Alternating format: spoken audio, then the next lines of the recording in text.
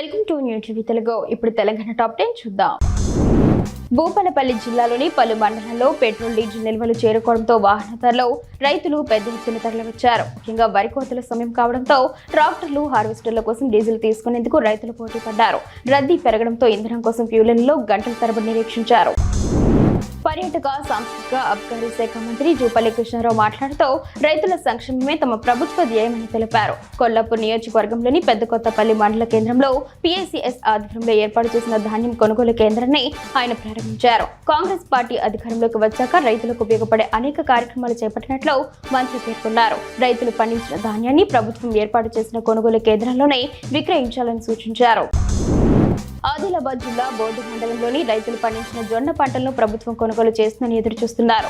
రాష్ట్ర ప్రభుత్వం నుండి ఎలాంటి నిర్ణయాలు రాకపోవడంతో రైతులు ఆందోళన చెందుతున్నారు. సోషల్ మీడియా వార్తలను చూసి పండించిన పంటను ఎక్కడ అమ్ముకోవాలోననే రైతులు ఆవేదన వ్యక్తం చేస్తున్నారు. వెంటనే కొనుగోలు కేంద్రాలు ఏర్పాటు చేసి జొన్న పంటను కొనుగోలు చేయాలని రైతులు ప్రభుత్వాన్ని వేడుకుంటున్నారు. అశ్వరావుపేట మండలం తిరుమలకుంటలో నిర్వహించిన రైతు ముంగిట్లో శాస్త్రవేత్తల కార్యక్రమంలో ఎమ్మెల్యే జారే ఆదినారాయణ పాల్గొన్నారు. ఈ సందర్భంగా ఆయన మాట్లాడుతూ సేంద్రియ సాగు, పంట మార్పిడి పద్ధతులపై అన్నదాతలు దృష్టి సారించాలన్నారు. శాస్త్రవేత్తల సూచనల మేరకు ఎరువుల వాడకం తగ్గించి సాగునీటిని ఆదా చేస్తూ అధిక దిగుబడులు సాధించాలని, మారుతున్న కాలానికి అనుగుణంగా రైతులు ఆధునిక సాగు చేయాలని అందిపుచ్చుకోవాలని సూచించారు. నారాయణపేట జిల్లా కేంద్రంలోని మార్కెట్ యార్డ్లో కురిసిన అకాల వర్షం కారణంగా రైతులు మార్కెట్కు తెచ్చిన వరి ధాన్యం తడిసిపోయింది. రైతులకు సరిపడా పాలిథిన్ కవర్లు అందుబాటులో లేకపోవడంతో ఈ నష్టం జరిగింది. మార్కెట్ చైర్మన్ శివారెడ్డి తడిసిన ధాన్యం కుప్పలను పరిశీలించి రైతులకు ధైర్యం చెప్పారు. తడిసిన ధాన్యాన్ని ప్రభుత్వం కొనుగోలు చేసిందని, రైతులు ఆందోళన చెందవద్దని ఆయన భరోసా ఇచ్చారు. కుత్బుల్లాపూర్ నియోజకవర్గంలోని దుండిగల్ మండలం బౌరంపేట సర్వే నంబర్ 166-9-2 భూమి వివాదంలో హైకోర్టు కీలక ఆదేశాలు జారీ చేసింది.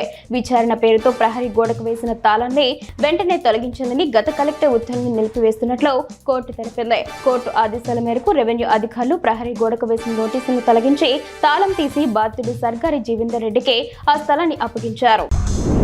ఖమ్మం వ్యవసాయ మార్కెట్లో మిర్చి, పత్తి ధరలు నమోదయ్యాయి. క్వింటా ఏసీ మిర్చి ధర 20,600, నాన్ ఏసీ మిర్చి ధర 20,650, పత్తి ధర 8,200గా పలికింది. నిన్నటితో పోల్చితే ఏసీ మిర్చి ధర ₹200, నాన్ ఏసీ మిర్చి ధర ₹450 పెరగ్గా పత్తి ధర ₹50 తగ్గింది. మార్కెట్ కమిటీ సభ్యులు, వ్యాపారస్తులు ఈ వివరాలు తెలిపారు.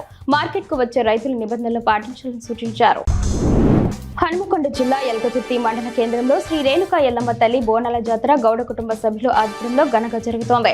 ఈ సందర్భంగా 10 మంది గౌడ సోదరులు తాటి చెట్టు పైనుండి అద్భుత విన్యాసాలు చేస్తూ తల్లికి కళ్ళు శాఖం నైవేద్యం సమర్పిస్తున్నారు.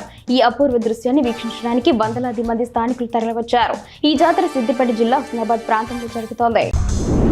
రామాయంపేటలో ఎస్ఐ బాలరాజు బాల్య వివాహాలపై తీవ్ర హెచ్చరికలు జారీ చేశారు. బాల్య వివాహాలు చట్టరీత్యా నేరమని, ఎక్కడైనా ఎలాంటివి జరిగితే వెంటనే సమాచారం ఇవ్వాలని ప్రజలను కోరారు. సమాచారం ఇచ్చిన వారి పేర్లు గోప్యంగా ఉంచుతామని, ఫిర్యాదు అందిన వెంటనే వివాహాలను అడ్డుకుని బాధ్యులపై కఠిన చర్యలు తీసుకుంటామని ఆయన తెలిపారు. సమాజం కలిసి బాల్య వివాహాలను అరికట్టాలని పిలుపునిచ్చారు.